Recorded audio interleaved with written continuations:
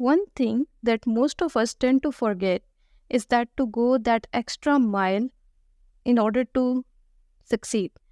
और ये चीज़ बिल्कुल ही ऐसे नज़रों से ओझल हो जाती है कभी कभी, बिल्कुल हालांकि सामने की बात होती है.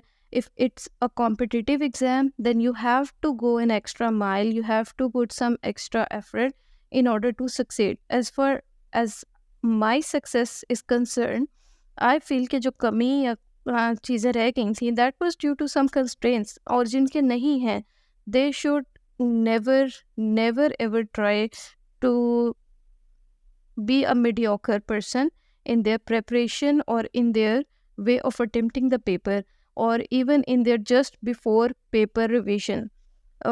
मैं ये चीज़ इसलिए कह रही हूँ बिकॉज आई फील कि हम कभी कभी ना अपनी मीडियोक्रिटी में ही रह जाते हैं एंड वी थिंक कि हम मजबूर हैं, हमसे हो नहीं सकता. Sometimes there are some real constraints, उससे इनकार नहीं है, लेकिन जिन लोगों के वो कॉन्स्ट्रेंट्स नहीं होते, जिनको वो इश्यूज नहीं हैं, they must bear in mind कि कभी कभी ना ज़िंदगी में वंस इन अ लाइफ ये इस तरह के मौके मिलते हैं.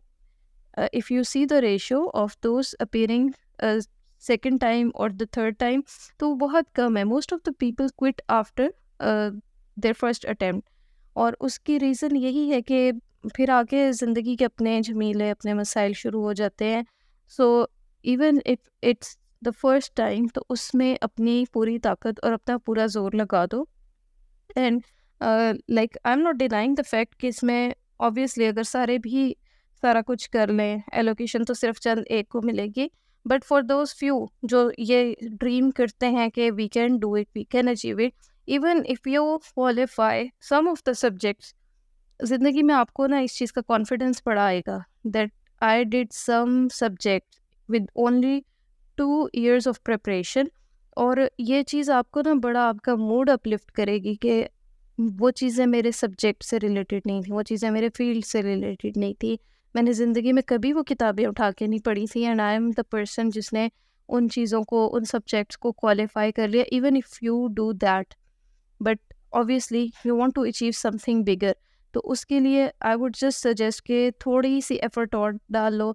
अगर एक टॉपिक डेली लिखते हो, 2 टॉपिक लिख लो. अगर आप एक सब्जेक्ट कर रहे हो तो उसके साथ इंग्लिश के इडियम्स या vocabulary, do anything along with it. या जनरल साइंस और एबिलिटी, जो चीज़ वीक है उसको कर लो. जहाँ पे आप कुछ लिख रहे हो तो एक एक्स्ट्रा एफर्ट थोड़ी सी मैप मेकिंग में डाल लो, एक एक्स्ट्रा एफर्ट थोड़ी सी फैक्ट फाइंडिंग में डाल लो, कोई रिसर्च आर्टिकल पढ़ लो इफ़ यू आर रीडिंग. और इस सब के साथ I would again remind you कि अपने आप को एग्जॉस्ट भी नहीं करना. Do that in a smart way. Obviously hard work तो होता ही है, इसमें कोई डाउट नहीं है. क्रैमिंग भी बहुत करनी पड़ती है, फैक्ट्स तो क्रैमिंग से ही याद होंगे. But with all that you have to like uplift your mood, तो उसके लिए भी आपको अपनी फिज़िकल स्ट्रेंथ पे भी फोकस करना होगा, अपनी मेंटल हेल्थ का भी ख्याल रखना होगा. समटाइम्स इट हैपन्स कि इस तरह के एग्ज़ाम के बिल्कुल आखिर में आके कुछ दिन जब रह जाते हैं, पीपल क्विट. उन्हें लगता है कि पता नहीं मैं ये क्यों दे रहा हूँ, और अगर ये ना हुआ, and it's a very big loop in your all this preparation. ये आपको जो है ना, ये लूप होल ऐसा है कि लाइक इस पे आपको एक मेंटोर चाहिए होता है, लाजमी चाहिए होता है. आपकी सारी तैयारी में एक ये जो ज़रा सा डाउट आ जाता है ना कि पता नहीं मैं ये ठीक कर भी रहा हूँ कि नहीं, ये चीज़ आपकी तैयारी को भी ख़राब करता है. और एक ये डाउट आ जाता है थोड़ा सा कि नेक्स्ट अटेम्प्ट भी तो है ना, मैं उसमें बहुत अच्छा कर लूँगा. Don't think about the next attempt right now. अब तो जो CS स्पेशल वाले अगर देख रहे हैं आपके लिए, तो ये स्पेशल एग्ज़ाम शायद आखिरी दफ़ा हो. यू नेवर नो कि आगे होता है या नहीं होता. और जिन लोगों का लाइक 2024 है, उनको भी मैं ये कहूँगी, नेवर थिंक कि आप 25 और 26 में भी जा सकते हो. अभी आप फोकस करो सिर्फ जो आपके आने वाले पेपर्स हैं. अगर आप ज़रा सा भी एक अपने आप को डाउट देते हो, ज़रा सा भी अपने आप को ढील दे देते हो, रिलैक्स हो जाते हो, eventually it's a disaster and it proves that way. Last जो पेपर्स रह जाते हैं ना, उसमें भी आपको बार बार ये ख्याल आ रहा होता है कि चलो कोई नहीं, नेक्स्ट अटेम्प्ट तो पड़ी है ना भी हुआ तो क्या होगा। Don't let this idea even creep into your mind, it's disastrous, I am telling you. ये बहुत कुछ आपसे छीन लेगा। और दूसरी चीज़ के ये मत सोचना कि अब अगर अभी ना हुआ तो लोग क्या कहेंगे। जस्ट लोग इज़ नथिंग, ये लोग इट्स जस्ट एन इल्यूजन। कोई कुछ नहीं कहता, कोई कुछ भी नहीं होता। लाइक लाइफ उन्हीं लोगों के साथ फेयर रहती है जो उसको जो है ना समझ लेते हैं। एंड इट हैपन्स, मतलब अगर लोग कुछ कहेंगे भी, eventually they will feel bad about their own selves. वो आपको नहीं बुरा कह रहे होते हैं, वो अपने लिए ही बुरा कह रहे होते हैं, if even they try to taunt you. So go that extra mile, थोड़ी सी एफर्ट और कर लो, थोड़ा सा काम कर लो। रातों को थोड़ी सी अब जो आके ना जिनके तो अब कुछ दिनों में पेपर्स हैं, अपनी नींदें थोड़ी कम कर दो।